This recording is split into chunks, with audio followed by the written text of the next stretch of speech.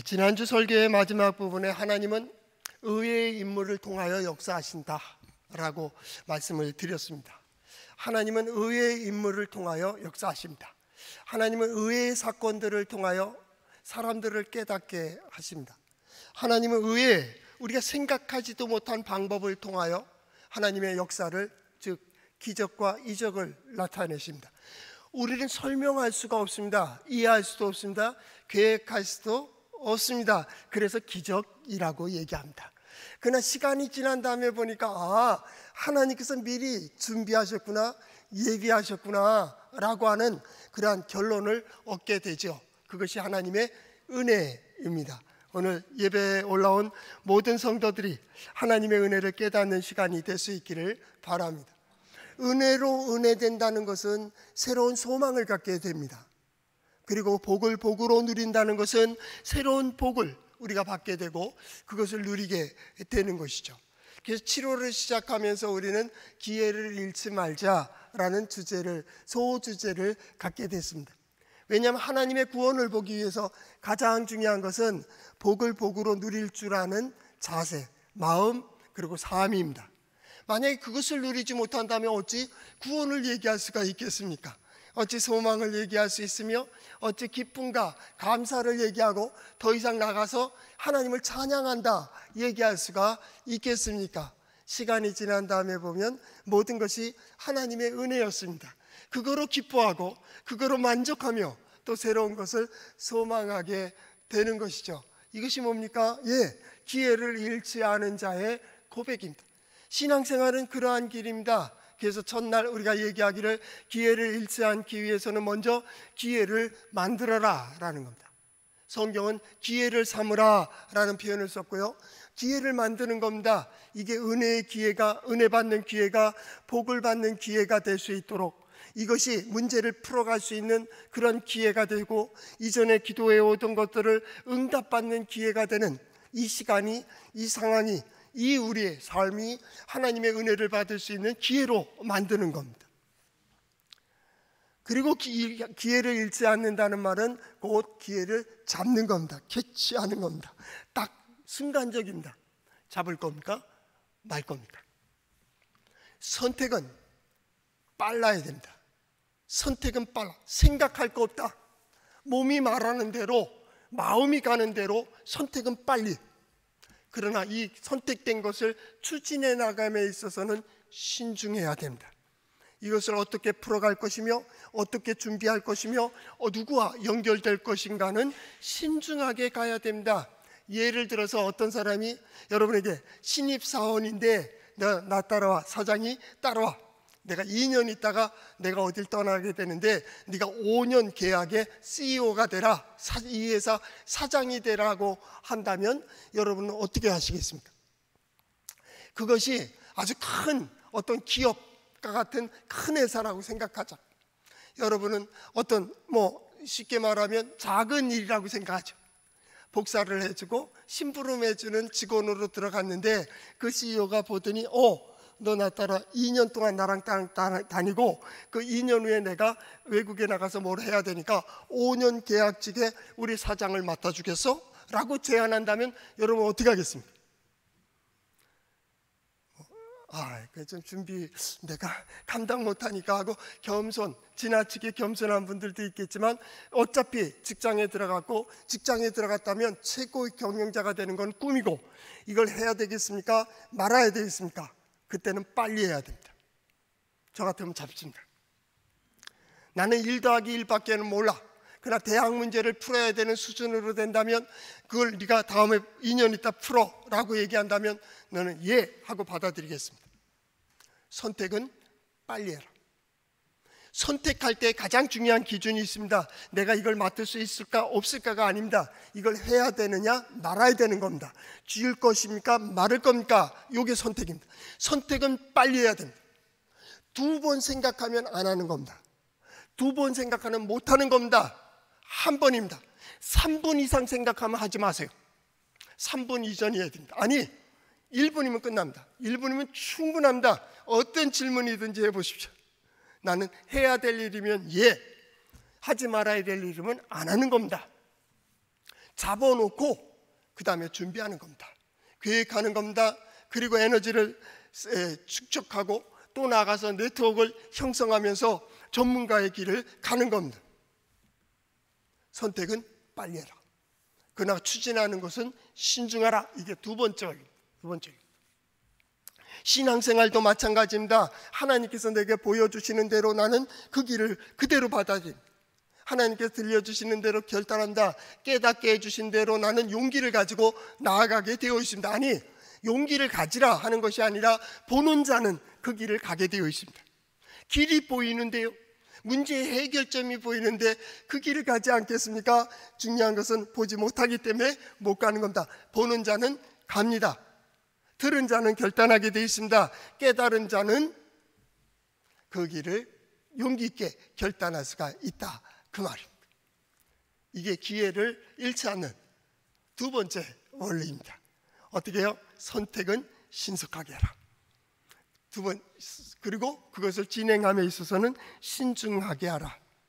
그렇기 때문에 기회를 바라보는 자는 늘 하나님을 향하여 소망을 갖는 겁니다. 하나님 앞에 선 자는 자격을 논하지 말라는 말이 있습니다. 내가 무엇을 잘했기 때문에 무엇이 되기 때문이 아닙니다. 나는 나의 길을 가고 있습니다. 이게 신앙생활입니다. 신앙생활. 누가 인도해 가십니까? 예, 하나님께서 나에게 보여주시는 대로입니다. 그래서 믿음의 사람들은 영적인 눈이 뜨인 자라고 합니다. 그렇기 때문에 질문합니다. 너 보는 것이 뭐냐? 내가 보는 것이 무엇이냐? 라고 질문합니다. 그러나 지금은 그런 질문을 하지 않습니다. 어떻게 질문합니까? 예, 너는 어떻게 보여지느냐는 겁니다. 그게 어떻게 보여지는데? 네가 그것을 보느냐? 아니, 어떻게 보는데? 너는 어떻게 보느냐고. 이게 소망이 있어? 아니면 소망 없어? 이 얘기입니다. 보여지는 게 중요합니다. 보는 게 중요한 게 아닙니다. 왜냐하면 보는 사람들은 자기중심적으로 해석합니다. 과거에 어떤 아픈 역사가 있는데 그 아픈 역사를 승리한 사람은 어떤 사람의 아픔에 대해서 쉽게 얘기합니다. 다 이길 수 있어. 왜요? 자기는 이겼거든. 어떤 사람은 그 아픔을 보며 거기서 좌절하고 쓰러졌습니다. 그렇기 때문에 그 어려움 보고서 너는 안 돼. 그렇게 얘기합니다. 그러나 보여지는 건 다릅니다. 하나님께서 보여주시고 하나님께서 열어주신 대로 그것을 보는 사람은 하나님께서 내게 보여주실 때 이게 가능한 거요? 아니요. 해야 되는 일이요? 안 해야 되는 일이요? 신앙은 내 중심이 아니라 하나님 중심입니다.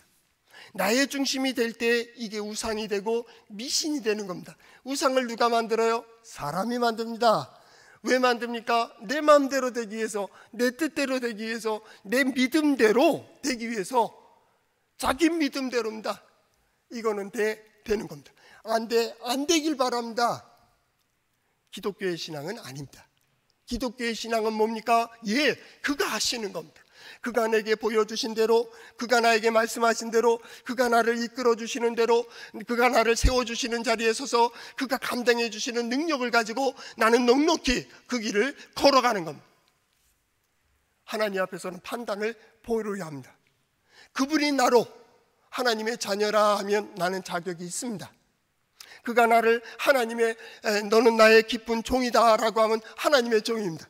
세상 모든 사람들이 어떻게 말하느냐는 중요한 게 아닙니다. 하나님이 나를 어떻게 보시며 나를 어디에 세워주시며 나를 뭐라고 말씀하시느냐가 중요합니다. 오늘은 예배하면서 하나님을 만날 수 있기를 바랍니다. 귀가 열려서 하나님의 말씀을 들을 수 있기를 바랍니다. 하나님께서 나에게 주시는 약속을 들을 수 있기를 바랍니다. 그 약속에 대한 확신을 가지고 용기 있게 나가는 우리 성도들 될 수 있기를 축복합니다. 그 말씀이 어디에 있습니까? 성경에 있습니다. 이 성경은 어떻습니까? 한번 따라해 볼까요? 하나님의 말씀인 성경은 나의 신앙이요 나의 고백입니다. 주여 내게 무슨 말씀을 하려 하시나이까? 내게 무슨 말씀을 하시든지 그대로 하리이다. 그대로 하는 겁니다. 이게 신앙생활입니다. 신앙생활을 잘못 배우게 되면 내가 하고 싶은 대로 내 마음대로 네 믿음대로 네가 구원받는다고 생각하고서 나는 이런데 그렇게 신앙생활합니다. 왜 실망합니까? 자기 기대에 맞지 않기 때문입니다. 왜 실족합니까? 자기의 뜻대로 되지 않기 때문입니다. 기독교는 그렇게 되질 않습니다. 누구의 뜻대로 됩니까? 하나님의 뜻대로 됩니다. 하나님께서 땅을 이루시고 땅에 이루시고자 하는 모든 일들을 이루어 가심을 보는 것이 뭡니까? 기독교입니다. 우리는 그런 신앙을 가지고 있습니다. 선지자들은 다 그걸 얘기하는 겁니다. 이게 하나님의 뜻이라고. 세상을 만드신 하나님께서 너에게 시간을 주시고 건강을 주시고 물질을 주시고 사람을 세워주신 이유는 바로 그들 너희가 복으로 받아 누리라는 겁니다. 그게 복입니다. 내 옆에 누가 있으면 복입니다. 내 부모님이 계시다면 더 큰 복입니다. 내 아내가 있다면 복입니다. 내 남편이 있으면 복입니다. 내 자녀들이 있으면 복이고, 그들을 통하여 어때? 너는 기쁨과 감사와 만족과 행복을 누리라는 겁니다. 왜 있습니까? 행복하라는 겁니다. 성경의 기본이 뭡니까? 행복하라는 겁니다. 그래서 복을 얘기합니다. 성경처럼 복을 많이 얘기하는 것도 없습니다. 복을 얘기합니다. 문제는 복을 복으로 누리는 길을 우리가 잘 알지 못한다는 거예요. 왜냐하면 하나님을 떠난 역사 속에 있기 때문입니다. 성경은 계속 얘기합니다. 이렇게 선택했고, 믿음의 선진들은 이렇게 선택해서 하나님의 도우심을 받았고, 이렇게 선택했기 때문에 하나님의 도우심을 받지 못했다는 거예요. 너는 어떻게 할 건데? 너 어떻게 할 건데? 너는 어떻게 생각하는데? 너는 어느 자리에 설 건데를 계속 물어봅니다. 선지자들은 한 톤을 더 높입니다. 내가 보고 있는 것이 뭐냐라는 거예요. 너는 어떻게 생각하는데? 너는 어디에 설 것이며 무엇을 할 것인가를 계속 촉구합니다. 왜요? 하나님께서 복으로 주셨기 때문입니다. 그런데 우상을 섬기는 이들은 그렇지 않습니다. 그것을 나무로 만들고 그럴싸하게 금으로 입히고 그럴싸하게 크게 만들고 또 웅장하게 만들어서 그것으로 자기의 마음을 대신하였습니다. 거기다 빕니다. 이렇게 되길 빌고 저렇게 되길 빌고 열심히 수고합니다. 그러나 그 모든 것들은 헛될 뿐입니다. 오늘 성경 말씀은 그 두 가지를 얘기하고 있는 11절 말씀에서부터 13절 전반절까지는 우상을 숭배하는 이들, 세상을 숭배하는 이들, 지식을 숭배하는 이들, 물질을 숭배하는 이들, 믿지 말아야 될 것을 믿은 자들에 대한 자기 발견을 하도록 잘 봐, 생각해봐 라고 얘기하는 겁니다. 그러나 13절 하반절에 보면 나를 의뢰하는 자들은 이렇다는 겁니다. 나를 의뢰하는 자들은 이래 라고 둘을 딱 비교해 놓고 있습니다. 그것은 아주 중요한 말씀입니다. 어쩌면 보면 모든 성경의 패턴을 오늘 본문이 다 가지고 있다, 그렇게 얘기할 수도 있겠습니다. 예레미야 선지자도 그렇게 외쳤습니다. 예레미야 9장 24절에 보면 자랑하는 자는 이것으로 자랑할지니 곧 명철하여 나를 아는 것과 나 여호와는 사랑과 정의와 공의를 땅에 행하는 자인 줄 깨닫는 것이라. 나는 이 일을 기뻐하노라. 여호와의 말씀입니다. 하나님은 선지자로 말씀하십니다. 두 가지를 얘기합니다. 하나님을 아는 겁니다. 우리가 하나님을 쉽게 생각하면 안 됩니다. 하나님을 알지 못하면 예배하기도 힘듭니다. 하나님을 알지 못하면 기도할 수도 없습니다. 하나님을 알지 못하면 하나님의 기쁨이 될 수가 없습니다. 하나님을 잘 알아야 됩니다. 우리가 기회를 잃지 말자 할 때 가장 중요한 것은 그 기회를 보는 눈입니다. 때와 시기를 볼 수 있는 눈을 보는 법을 배워야 됩니다. 두 번째 배워야 될 것들이 있다면 쥐는 법입니다. 사람들이 쥐는 법은 모릅니다. 열심히 수고하고 열심히 노력하고 열심히 준비를 하는데 마지막 쥐는 법이 몰라요. 그래서 돈도 있습니다. 시간도 있습니다. 건강도 있습니다. 사람들도 있고 명예도 있고 직분도 가졌습니다. 그러나 그것을 복으로 누리지를 못하고 있습니다. 왜요? 쥐는 법을 못 배웠습니다. 쥐는 법. 이것을 통하여 우리가 어떻게 누려야 되며 어떻게 행복을 얻어야 되는지를 배우지를 못했다, 그 말. 쥐는 법을 배워야 됩니다. 세 번째로는 누리는 법도 배워야 됩니다. 누리지를 못하는 거예요. 복을 복으로 누리는 법이 있습니다. 은혜로 누리는 법이 있습니다.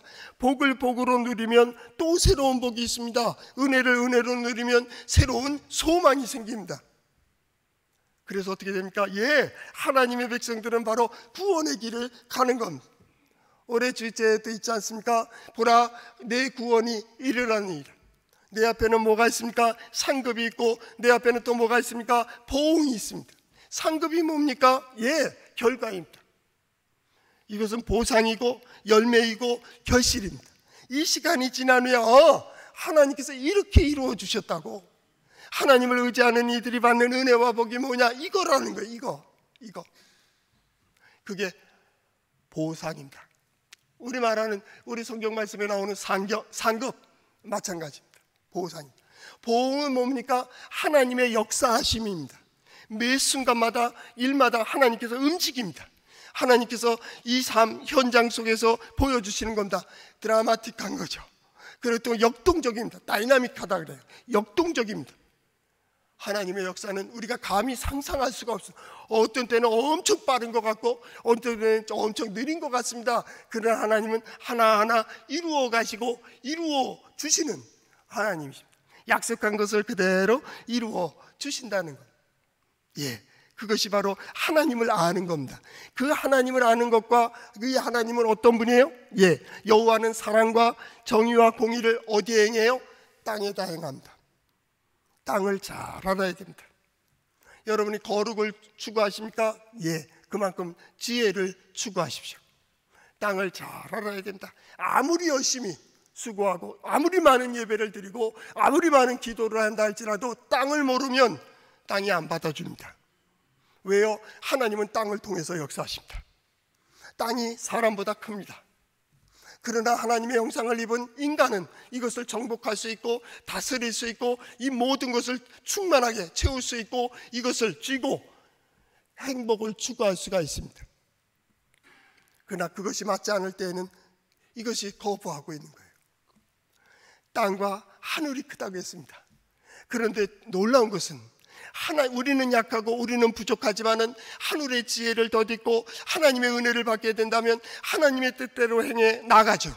우리의 지식으로는 도저히 상상되지 않지만 하나님은 하늘과 땅의 그 때와 시기를 정하시고 어쩌면 그렇게 조화롭고 어쩌면 그렇게 정확하게 때와 시기를 맞추시는지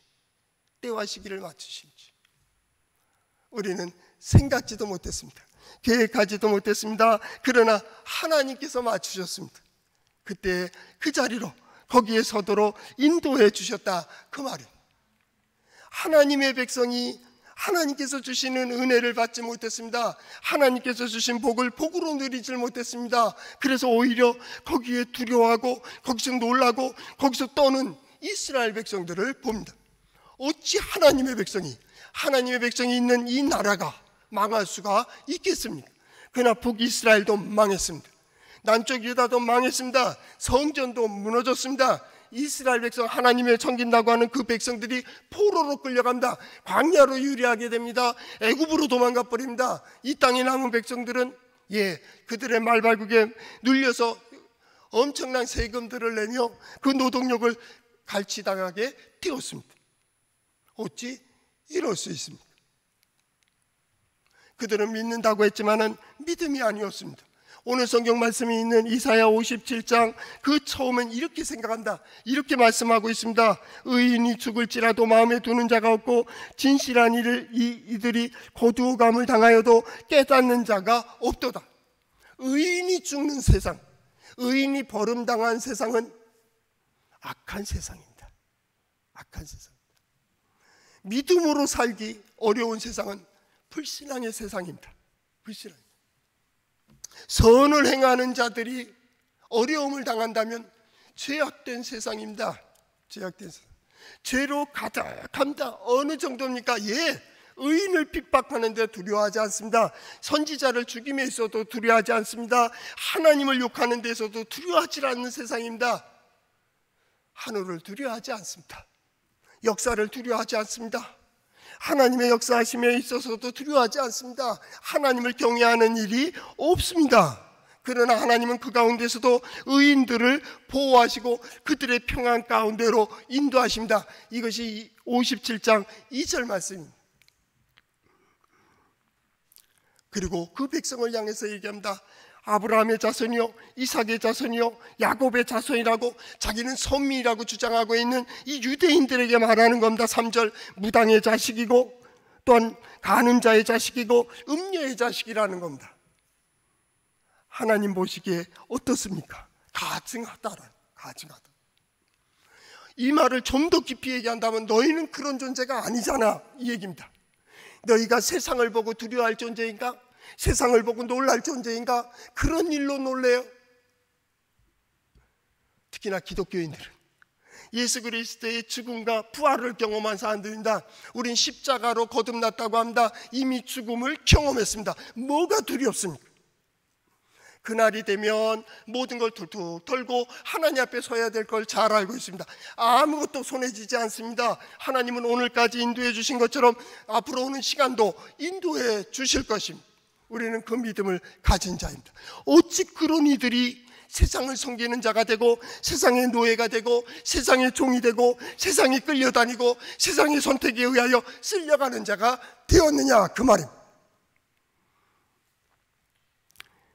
성경은 계속 선지자를 통해서 얘기합니다. 너희가 누구를 희롱하느냐, 누구를 향하여 입을 크게 벌리고 혀를 내미느냐, 너희는 패역한 자식 거짓의 후손이 아니냐. 그러면 거짓의 후손인데 어찌 그럴 수 있느냐, 그 얘기.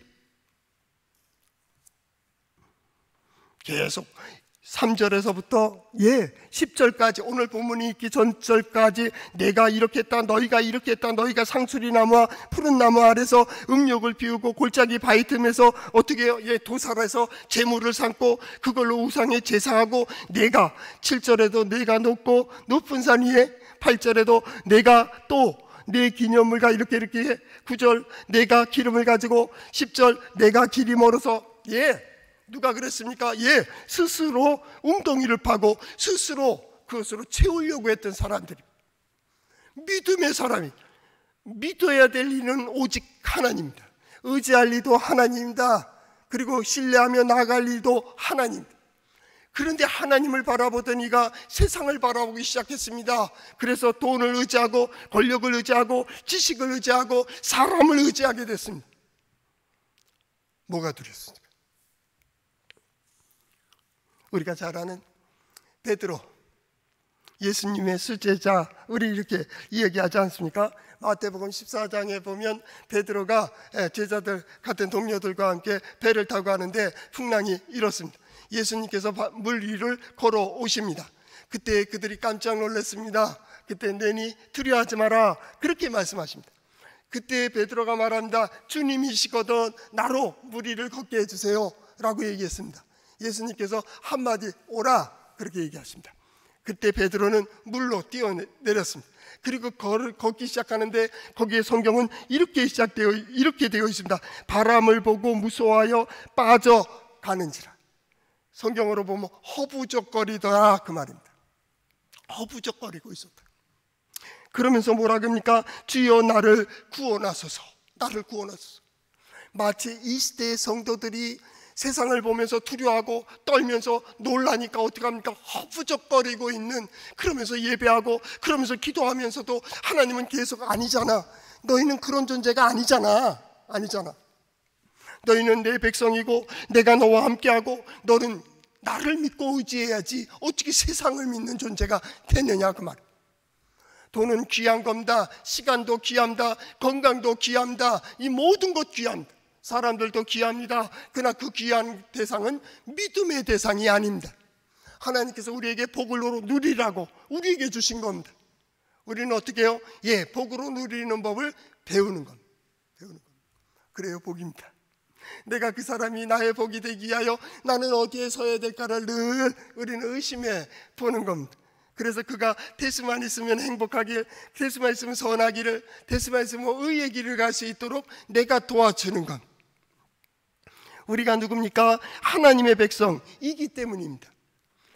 그때 예수님께서 즉시 손을 내밀어 그를 붙들으시면서 하시는 말씀입니다. 믿음이 작은 자여 왜 의심하느냐? 신앙이네 불신앙입니다. 믿는 줄 알았습니다. 못 믿고 있습니다. 작은 게 아닙니다. 믿음은 작고 크게 없습니다. 믿습니까? 안 믿습니까? 선택도 마찬가지입니다. 해야 될 일이면 선택해야 됩니다. 하지 말아야 될 거는 생각할 필요가 없습니다. 어찌 그게 오래 가느냐고. 왜요? 뒤에 뭐가 있는 겁니다. 이걸 잡으면 자존심이 상하는 것 같고, 이걸 잡으면 손해되는 것 같고, 이걸 잡으면 내가 망하는 것 같으니까 못 잡는 겁니다. 버려야 되는데 이 시간도 마찬가지 아닙니까? 여러분은 귀중한 선택을 했습니다. 왜냐하면 세상에 친구들도 왔을 것이고 사람 친척들도 있을 것이고 또 살아온 어떤 약속이 있겠지만 우리는 어떻습니까? 나는 서야 될 자리에 선다는 거예요. 그러면 서야지. 여기 서야 되는데 이거 아니요. 갈등은 선택이 되지 못했을 때입니다. 고민은 어떤 것이 보이지 않을 때입니다. 왜 고민합니까? 내가 가야 될 길이 보이지 않는 겁니다. 갈등을 왜 합니까? 어느 것에 대하여? 하나님입니까? 세상입니까? 하나님입니까? 아니면 친구입니까? 어떤 시간입니까? 다시 묻습니다. 어디에 서야 됩니까? 그러면 선택하는 겁니다. 서야 될 자리에 서세요. 해야 될 길을 가세요. 능력이, 그건 두 번째 문제입니다. 그래서 기도하는 겁니다. 하나님, 마땅히 나는 이 자리에 서야 되는데 하나님께서 내게 지혜를 주세요. 내게 볼 수 있는 눈을 주세요. 나에게 도울 수 있는 사람을 주세요. 힘을 주세요. 능력을 주세요. 이게 기도입니다. 기도. 할까요 말까요가 기도가 아니요. 할까요 말까요는 해야 됩니까 안 해야 됩니까? 이겁니다. 1분 이내 끝내버립니다. 그러나 해야 될 일이라면 이걸 어떻게 할까? 우리 수준에 맞게 이만큼 이렇게 할까? 이걸로 해나갈까? 서울에 가기로 서울 가야 됩니까? 말아야 됩니까? 가야 되는데 그러면 그 다음은 배를 타고 갈까? 그럼 인천으로 해서 가야 되잖아요. 시간이 많이 걸려요. 버스 타고 갈까? 기차를 타고 갈까? 비행기를 타고 갈까? 자전거를 타고 갈까? 걸어갈까? 자기 수준에 맞게 가겠지. 능력에 맞게 가지 않겠습니까? 그것입니다. 이들이 어떻게 했습니까? 보던 눈이 달라져 버렸습니다. 세상을 바라보게 되니 허부적거리기 시작하는 겁니다. 마찬가지입니다. 오늘 성경 말씀에도 내가 누구를 두려워하며 누구로 말미암아 놀랐기에 놀라느냐 그 말입니다. 창피하지 않아요? 우리 그냥 일반 애들 얘기하듯이 쪽팔리지 않느냐. 토끼가 거북이한테 진다는 게 쪽팔리지 않아요? 또 이겼다고 신나는 거 그것도 쪽팔리지 않아요? 상대가 아니잖아요. 상대가 아니잖아요. 어떻게 독수리가 병아리랑 놀면서 조롱당할 수가 있느냐 그 말. 자존심 안 상해요? 자존심 상하잖아요. 하나님이 오늘 그 말씀하는 너 누구에게 놀랬느냐? 뭐 때문에 두려워하고 있는데 왜 그랬느냐? 나를 생각하지 아니하며 하나님을 생각하지 않은 거예요. 신앙이 뭡니까? 기억하는 겁니다. 매 순간마다 기억하는 겁니다. 매 순간마다 이 일 속에서 역사하시는 하나님, 여기까지 인도하시는 하나님, 이렇게 이끌어 가시는 하나님 기억하는 겁니다. 기억하는 거. 그래야 소망이 생기지. 하나님이 어떻게 인도해 주실까? 하나님은 놀랐습니다. 하나님의 역사를 알면 우리는 신나게 됩니다. 제가 하나님의 은혜를 말로 잘 표현할 수만 있다면 여러분은 지금 제자리에서 가만히 있질 못할 겁니다. 그냥 흥분돼서 빨리 예배 마치고 나가서 하나님이 어떻게 역사하실지를 보기로 기대할 거예요. 말은 개떡같이 얘기해도 이해는 찰떡같이 하시기를 바랍니다. 하나님은 그런 분입니다. 그럽니다. 하나님을 기억하지 못했다는 거예요. 이를 마음에 두지 아니하였다. 마음에 두지도 않았다 그 말은. 결국 신앙인의 불신앙이요. 겉으로는 신앙인 같은데 속이 불신앙이요. 너무나도 많은 패배와 많은 실망과 많은 어려움들을 겪었기 때문에 앞을 보질 못하는 거예요. 이게 막혀 있어요. 우리 지난 주간 새벽 기도 때 보았던 것처럼 하나님께서 그 뚜껑을 열어주시는 날 그들이 그날에 그것을 보는 거예요. 자기 현실을 보는 거예요. 이렇게 초라하고 약하고 부족함을 보게 되는 거예요. 그런데 거기서 하나님을 찾으면 되는데 이사야 선지자는 뭐라고 합니까? 너희가 스스로 물을 구하고 물을 웅덩이를 만들고 또 성을 쌓고 성을 의지하고 너희가 그랬다는 거예요. 요한계시록 3장에 보면 소아시아 7교회에 대하여 말씀하는 내용들이 쭉 진행되고 있습니다. 거기에 내용들을 보면 귀 있는 자는 성령이 교회들에게 하시는 말씀을 들을지어다. 어느 교회가 이랬다 이거 아닙니다. 소아시아 7교회 다 공통적인 특징을 가지고 있습니다. 그 중에 눈에 오늘 본문 같이 들어오는 게 뭡니까? 내가 내 행위를 안다라는 겁니다. 주님은 우리의 행위를 보고 계시고 우리의 마음을 감찰하신다는 거예요. 마음의 소원은 사람에게 있습니다. 잠언서 16장입니다. 그러나 그 뜻을, 말의 응답은 하나님께로부터 나오는 겁니다. 하나님께서 땅을 사용하시고 사람을 사용하시고 하늘을 가르시고 하나님께서 역사하시면, 글쎄, 공부도 지지리도 못하면서 간신히 대학 나온 애가 지금 한창 활동을 해요. 왜 그러나? 걔는 그거밖에 몰라요. 걔는 그것만 한대. 그런데 지금 그게 때가 돼가지고 걔가 한참 잘 나가요. 믿음의 자녀는 절대 망하는 법이 없어. 그냥 예배만 잘 드리면, 주일만 열심히 가면 된다. 제 주장은 항상 그겁니다. 그래서 하나님의 뜻이 뭔가를 좀 물으면 된다, 그런 생각을 하는데, 하나님의 행위를 아신다. 내가 살았다는 믿음을 가졌으나 죽은 자로다라는 얘기합니다. 살아있습니까? 정말? 보여주시는데 봅니까? 들려주시는데 들려집니까? 깨닫게 하시기 위하여 마음을 두드리는데 내 마음에 깨달음이 있습니까? 죽은 자에게 욕해보세요. 죽은 자가 벌떡 일어나서 여러분에게 욕을 합니까? 죽은 자를 때려보세요. 그 사람이 일어나서 왜 때려? 하고 따집니까? 죽은 자는 감각이 없습니다. 보여줘도 보지 못한다. 들려줘도 듣지 못한다. 깨닫게 해줘도 깨달음이 없습니다. 살았으나 죽었습니다. 하나님의 역사가 보이지 않습니까? 이 백성들을 향하여 하나님은 선지자로 말하는 겁니다. 내가 네게 보여주고 있다라는 겁니다. 내가 지금 너에게 말하고 있다라는 거예요. 오늘 예배자를 향하여 하나님 말씀하시는 겁니다. 너희는 두려워하는 존재가 아니라는 거예요. 왜? 하나님이 우리와 함께 하시기 때문입니다. 하나님께서 우리 가운데 역사하시기 때문입니다. 그러나 그 백성들은 그렇게 생각하지 않았습니다. 결국 하나님의 역사가 보이지 않습니다. 하나님을 경외하지 않습니다. 근데 재미있는 표현이 있습니다. 11절 하반절, 내가 오랫동안 잠잠했기 때문이 아니냐. 하나님이 잠잠하실 때가 있습니까? 아니요. 하나님은 한순간도 쉬시지 않고 주무시지도 않고 기억을 하고 계시고 하나님은 항상 역동적으로 우리 가운데 역사하고 있습니다. 단지 우리가 깨닫지 못할 것 뿐입니다. 잠잠하였다라는 말을 다르게 표현한다면, 기대를 가지고 지켜보고 있을 때 스스로 교만했습니다. 스스로 오만했습니다. 그래서 마음이 강팍해졌습니다. 왜 그랬습니까? 하나님께서 지금 당장에 벌을 내리지 않는다는 겁니다. 당장에 어떤 역사를 보상하지 않는다는 겁니다. 그렇기 때문에 어떻게 됩니까? 방자해졌습니다. 그걸 성경 선지자는 말합니다. 잠잠하셨다. 그 말은 기다리셨다, 그 말입니다. 오늘이 그날이 되기를, 오늘이 그날이 되기를, 오늘이 그 기회가 되기를. 저는 이 설교를 준비하며 우리 성도들이 이 부분에서 우리 가정이 이제 새로워지기를 소망하기를 바랍니다. 내 삶에서 하나님의 역사를 보며 신앙이 더욱 성숙할 수 있기를 바랍니다. 그리고 내가 손대는 모든 일들마다 하나님의 능력과 지혜를 볼 수 있기를 축복합니다. 하나님께서 잠잠하시는 때가 언제입니까? 빨리 그 자리에 서길 위한 겁니다. 그날이 언제입니까? 저는 오늘이 되기를 축복합니다. 그날은 언제입니까? 하나님 보시기에 오케이, 됐어. 하나님의 마음에 맞는 그때입니다. 그 마음이, 그 자세가 말입니다.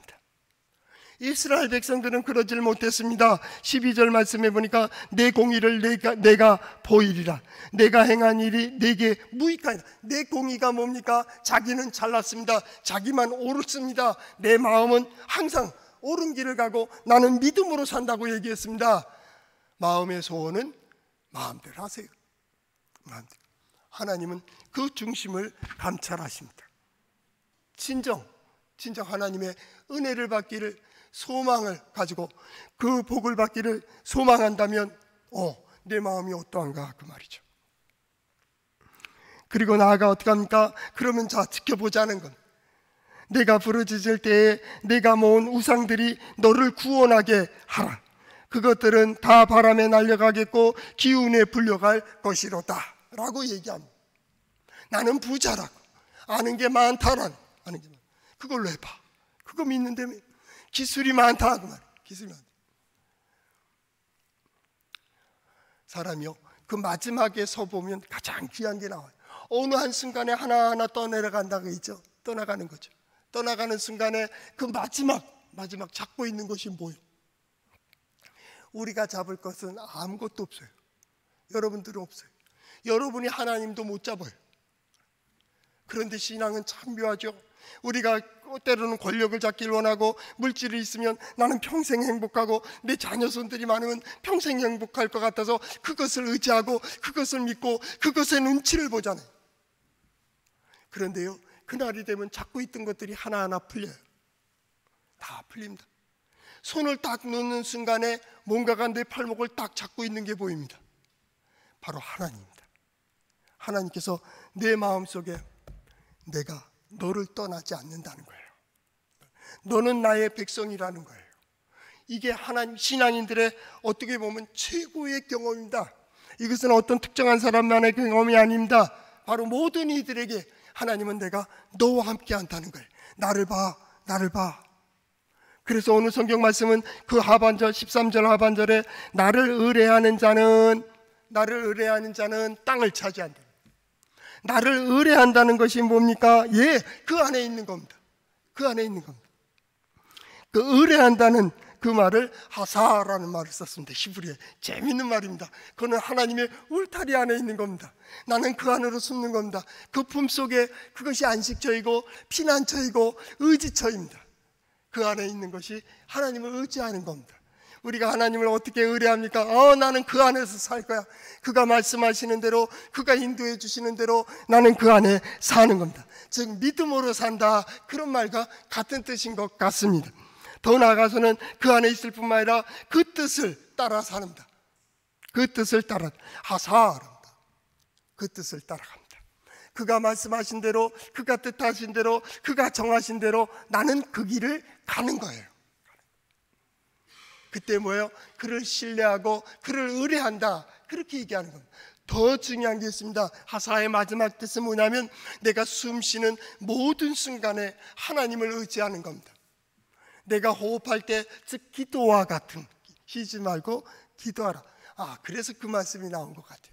숨 쉬는 순간마다 하나님의 역사를 보기 소망하고 하나님의 도와주시기를, 하나님의 은혜 보호하시기를, 하나님께서 인도해 주시기를 간절히 소망하는, 그것이 뭡니까? 하나님을 의뢰하는 자입니다.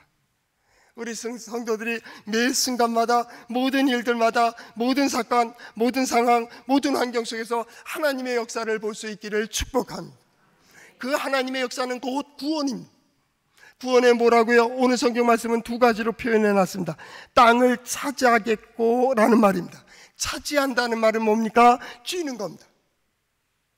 차지하는 것은 손에 딱 쥐는 겁니다. 이것이 상급이 되고 결과가 되고 결실이 되는 거, 열매가 되는 겁니다. 여러분의 수고하는 모든 것들이 아름다운 결실을 맺을 수 있기를 바랍니다.